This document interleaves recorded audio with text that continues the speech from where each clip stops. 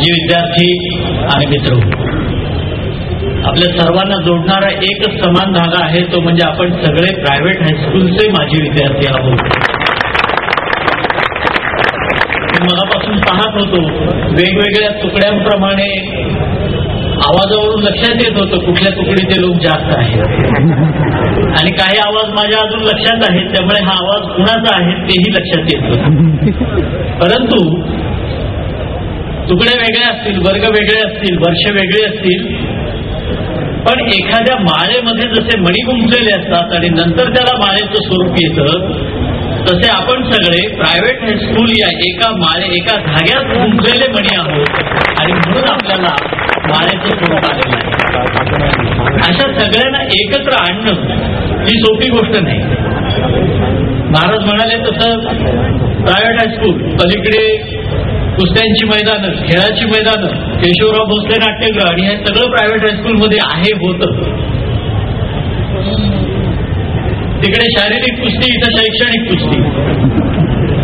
अशा स्वरूपाचं अनेक प्रकारचं, विविध प्रकारचं काम करणारे आणि विविध क्षेत्रांमध्ये नावारूपाला आलेले काम करणारे असे विद्यार्थी, आणि तेही 1-2 वर्षातले नव्हे, 125 वर्षातल्या विद्यार्थ्यांना एकत्र येण्याचं आवाहन करायचं, आणि त्यातही बहुतेक मराठी माणसं, त्यांनी एकत्र या म्हणायचं, सोपी गोष्ट नाही.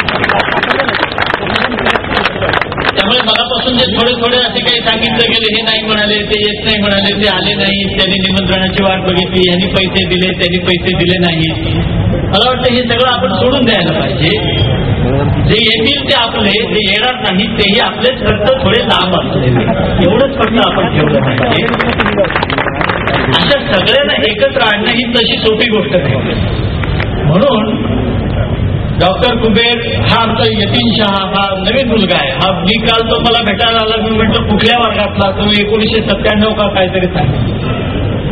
97 म्हणजे आमच्या दृष्टीनं फारच लहान, म्हणजे आम्ही फार मोठे असं नव्हे, वर्ष लहान म्हणून लहान. एवढी सगळी मंडळी एकत्र आणणं, यासाठी डॉक्टर कुबेर, रमाकांत राणिंगा, ही सगळी मंडळी ज्या पद्धतीनं, आमचे मेहता, ही सगळी मंडळी गेलं 1-1.5 वर्ष ज्या पद्धतीनं प्रयत्न करत आहेत, त्याला दाद दिली पाहिजे. सर्वाधिक महत्व त्याला आहे, त्यामुळे आपण एकत्र आलो. मी कुठे जोरदार टाळ्या असं म्हणणार नाही, कारण तो टीव्हीचा परिणाम आहे, आणि टीव्हीवरून सांगून टाळ्या वाजवण्याला काही अर्थ नाही. न सांगता वाजवाव्याशा वाटल्या तर वाजल्या पाहिजे, कारण आपल्या मनातून टाळी हा आपल्या मनातल्या उत्स्फूर्त दाद असण्याचा उद्गार आहे. तो सांगून कशाला यायला पाहिजे, तो मनातून आला पाहिजे. शिक्षक बघितल्यानंतर वाकावंसं विद्यार्थ्याला वाटलं पाहिजे, असं शिक्षकाचं वर्तन पाहिजे, आणि विद्यार्थ्याचा भाव पाहिजे, दोन्ही पाहिजे. हे आपण पाहतो आहोत की असा हा महामेळावा.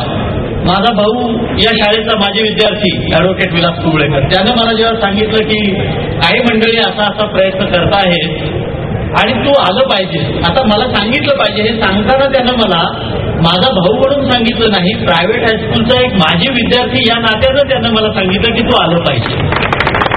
हे जे प्रायव्हेट हायस्कूलचं प्रेम आहे, त्यामुळे डॉक्टर कुबेर म्हणाले की 1 पैसाही मी घेणार नाही, असं मी म्हणालो. याची काही मेहरबानी कोणावर केलेली नाही.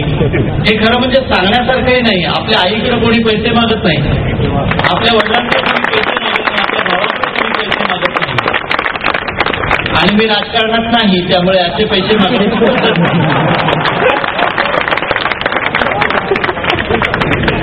मी या शाळेचा माजी विद्यार्थी आहे, याचा मला सार्थ अभिमान आहे, आणि तुम्हा सर्वांनाही तो अभिमान आहे.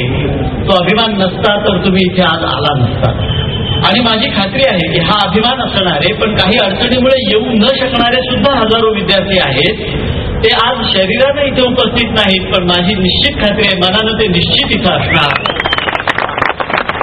कारण ही भूमी तशी आहे आणि ही शाळा तशी आहे की हे विसरता येणं शक्य नाही. मला तुमचे आभार यासाठी मानायचे आहेत की आमच्या बालपणातले काही क्षण जे इथे विखुरले गेले होते, ते क्षण पुन्हा अनुभवण्याची संधी तुम्ही आम्हाला आज दिली. एका अर्थी आयुष्याच्या बाल्याच्या प्रांगणामध्ये तुम्ही पुन्हा आम्हाला आणलं, आणि 20, 25, 30 वर्षाच्या एखाद्या मुलापासून 80, 82, 87 वर्षाच्या एखाद्या वृद्धापर्यंत सगळ्यांना एका वयामध्ये तुम्ही आणलं. कारण